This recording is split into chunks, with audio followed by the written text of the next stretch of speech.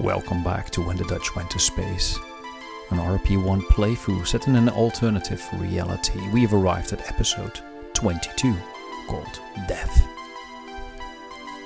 On the 15th of October, Surya Space Center was contacted by NASA Command with a message that no space agency wants to hear. We have a problem. How can we help? They replied.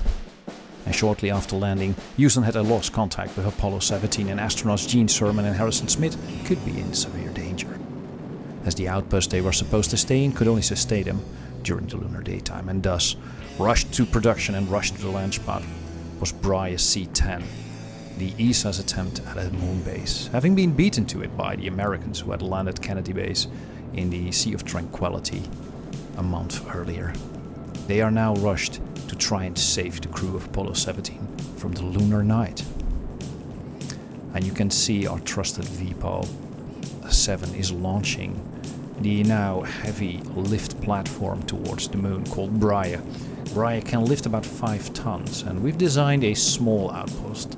Not much, but it can sustain a crew of 2 for about 2 months. We're never going to put 2 months out there because they'll go crazy. But it's nuclear power, so it can go through the night. It could sustain them for a month. It could sustain them for a couple of weeks. And the main point is it is not relying on solar panels to run the scrubbers, to run pressure control and keep the crew alive and warm. And so we're rushing out towards the Americans and see if we can rescue them. You can see us deploying the trans-lunar injection stage over here. And the Braille lander looks suspiciously a lot like the Braille lander, of course. But now the ascent stage has been replaced by a very small habitat with lots of supplies, but even more science equipment. So it's designed to run science, and it was never targeted for the Mare Tranquillaris. It was targeting one of the higher regions, which were easier for us to reach given the inclination. We are burning a little bit faster. We have additional propellant in the translunar stage, so we're using that to get it there quickly and at the right inclination. And you can see we have some spare fuel in the translunar insertion stage that we're going to use to capture around the moon. This takes a bit of fiddling to get it right, and it all depends on the time you actually launched and the inclination that you will have, or the relative inclination that you will have towards the base. We are on target for Mare Tranquillaris, but we do need to change our inclination slightly, as you can maybe tell from the footage. And the base starts its automated descent towards the markers that have been set up by the crew at NASA, and both parties are probably monitoring this pretty hard. And we managed to get there within the lunar day, as you can still see. The lunar day lasts for about 14 of Sol days, between 14 and 15, I don't know the exact number, but something around like that. It depends also on the inclination that you are on how quickly and how much sunlight you will get. But we are well on our way down, and we are going to make it.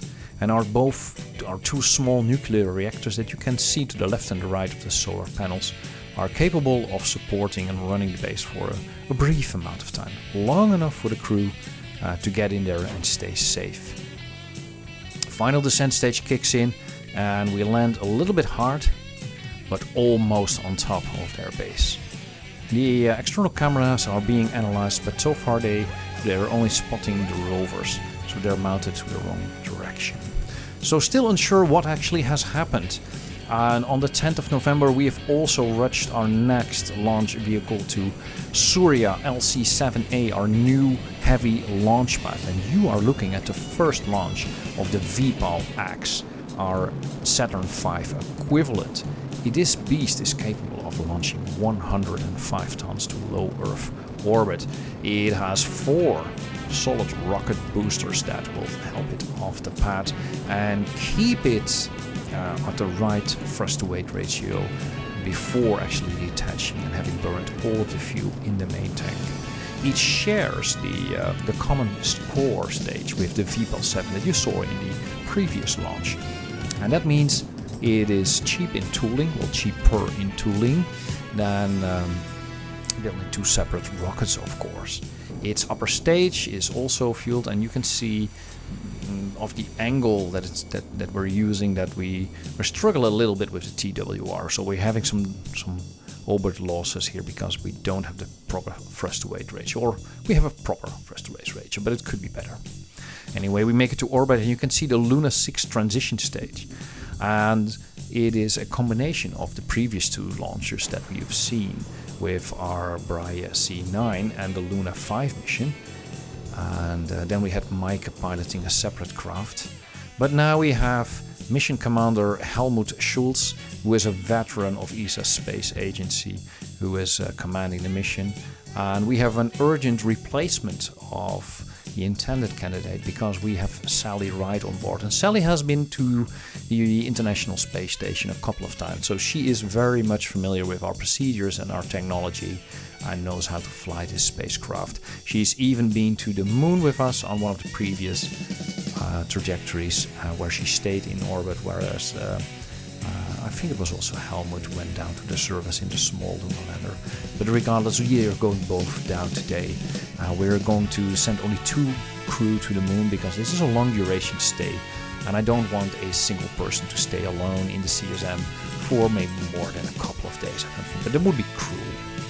And we also learned from the previous flight, so we now have redundant engines, which will drastically lower the burn time on, well, it will cut the burn time by half, and hopefully this will make the engines a little bit more safe. And but we'll see later that that's not actually the case. The Astronauts engine is a cool engine, but it's not very reliable. Regardless, the crew has transferred from the main spacecraft, powered it down, and they have moved into the Braille lander, and they are moving towards a targeted landing. Of course, they also have to do a small inclination change, and it is actually nighttime, so they rushed towards the base. They don't know the fate of Gene Cernan and Harrison Schmitt, so they are tasked to get to the moon as fast as possible and see if we can rescue. This is actually the second reason why we're only sending 2 people down there. I'm not sure how we're going to get them back up, but at least the return capsule has the capacity to send 4 people back home. But being in the nighttime and not having really prepared for this, we have a hard time detecting the base on visual, and so we're trusting the MacJap computer to help us land them. I've not used this before, so most of the times I've been using manual landing and suicide burns, but we need a very targeted, precise landing, so we're fully relying on the computer, and Harrison is looking out the window while Sally is commanding the lunar module, looking for clues as to where the base actually is. You can see them hovering, trying to get their bearings. It's very obscured and difficult to see. We're dropping down a couple of more meters. I think we're about 300 meters up now, and going for the final stage. And just in the nick of time, Helmut pushes the base, and you can see Sally flicking on the RCS and barely missing Braille base by maybe 2 meters. So they actually hit the landing legs of the base, but they're safely on the floor next to the base, and in the distance you can see an ominous sight. Sally is the first to leave the spacecraft, rushing towards what she will find is the lifeless body of Gene Cernan. Shocked by what has happened here. Of course, he needs a minute to take it all in and see what she's got to do about this. Helmut will join us shortly, and then rush her into the base because as we were going towards the moon, I noticed that I was running out of lithium hydroxide on the lander, and I switched off the scrubbers, relying on the vacuum scrubbers of the spacecraft, but I forgot to switch them on. So they really need to rush into the base, recover from their CUT poisoning, and 3 days later, it's time to start the mission. By now they have recovered the body of Gene and given it a proper burial, and they've spent their time setting up the base, the science equipment, making plans on what to do, and it's time to let go of what has happened and start anew and find a path forward to see what beautiful things the world still has to offer, even in a tragedy. And as they enjoy the sunrise, for the very first time seen by human eyes, they are getting ready to figure out what has happened here. So they have been given an additional profile by the Joint Command now of Houston and Surya Space Center, and they are going to figure out what exactly went down here and what caused the unfortunate demise of the Apollo 17 crew. But first, Helmut is going to mark a landing zone, which they can use as a landing marker for the next landing, so they don't land on top of the base. And the landing zone is going to be called Cernan Spot, in memory of the first person to be buried on the moon. So as we start the investigation, we need to figure out what happened. And to do this, we need a powered up rover. And actually the best rover we have out here is the American rover that they came with the base, but it's run out of juice, so we need to power it up. And we're going to do that using the batteries and the nuclear reactors that we have on the Bry base. And here we go. This is a piece of art. This rover is so amazing. And we're setting off for a 7-kilometer drive to figure out if we can find the LM zone. But before we do that, we will stop at Gene's grave and take a moment to pause and honor our fellow astronaut that has fallen. So as we found the astronaut, this suit was damaged from, we're not really sure where it's from. There are scorching marks on it, and we can see that he tried to walk all the way from the landing site to the base, barely making it, but having lost too much blood, died somewhere out here on the lunar surface. So we're going to figure out what happened. And to do that, we drive all the way to Apollo 17's landing site, which is right over here. We can see the flag has gone up.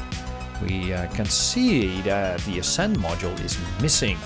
So maybe we can extract some data from the data logs. And Helmut is an engineer, so we're very happy to brought him along. And he's flipping off some of the legs, which for some reason have retracted. We don't know why. We can also see the LEM's lander out here, which seems to be broken. I don't know exactly why. He's switching off telemetry and is uploading the data to Houston for further analysis, which will later reveal that probably by accident Harrison, while working on restoring the communication system, had launched the ascent module in a different angle, and it probably crashed somewhere on the moon. So as they went down, they nicked their antennas, lost telemetry and communication, but actually made it down safe. But as they were deploying their goods and trying to make repairs to the communication suite, the ascent module took off, taking Harrison with him, and leaving Gene stranded on the moon, severely injured from this accident. At least that's what the data is telling us now. Maybe Houston will find something else in the records. For now, we are going back to the base, and Sally is going to complete the research set out by Apollo 17 by going into Kennedy Base, which is an amazing piece of art. The US has so much better parts than we have. So so I'm playing the ESA kind of tech tree in RP-1, and they don't have the best parts. And the Saturn V is capable of pushing 140 tons to orbit, so they deserve a better base. Anyway, 15 days later, so we spent 2 weeks on the moon. It's time to get back into the lander and see if we can power it back on. And Helmut severely has some lag from spending too much time on the moon and climbing the ladder. And Sally is sad. She's reluctant to leave this place, and she takes her time getting up the ladder and getting into the capsule, taking one more look outside, saying goodbye to her fellow comrades, and then blasting off. And they're on their way back. Luna 6, first joint mission to the surface of the moon, first I would say almost connection between two lunar outposts. And we're never supposed to be that close together, but it brought them together in in a way that is gonna forge bonds for the future. Sally Ride and Helmut Schulz are back on their way to lunar orbit in a very efficient trajectory, and quickly meet up with the Kepler spacecraft that is still in orbit.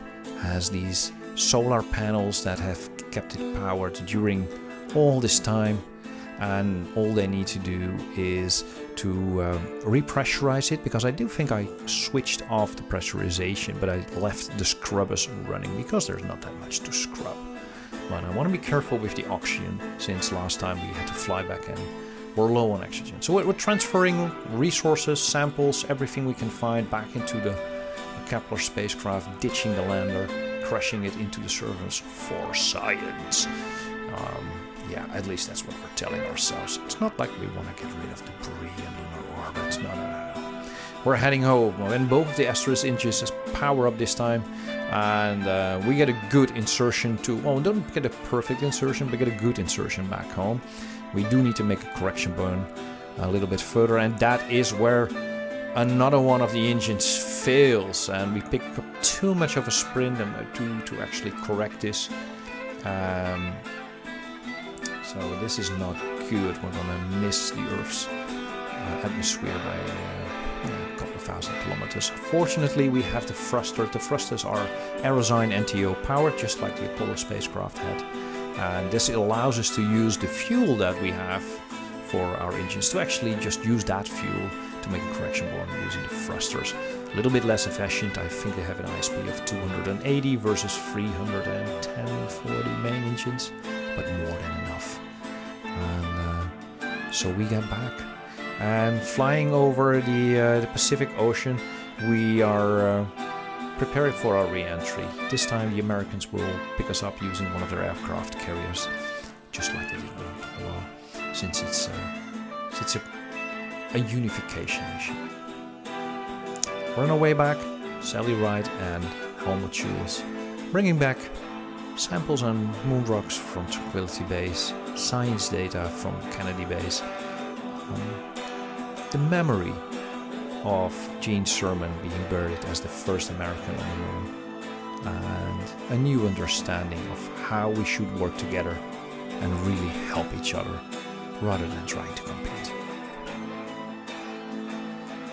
And with that, I think I will leave you here and leave you to watch the fireworks as they descend, and see you in the next episode, where we're gonna see some changes, because I've decided that after this particular incident and the way we handled it, the ESA gets full access to all the engines that NASA has, because that's going to make the playthrough a lot more fun to watch.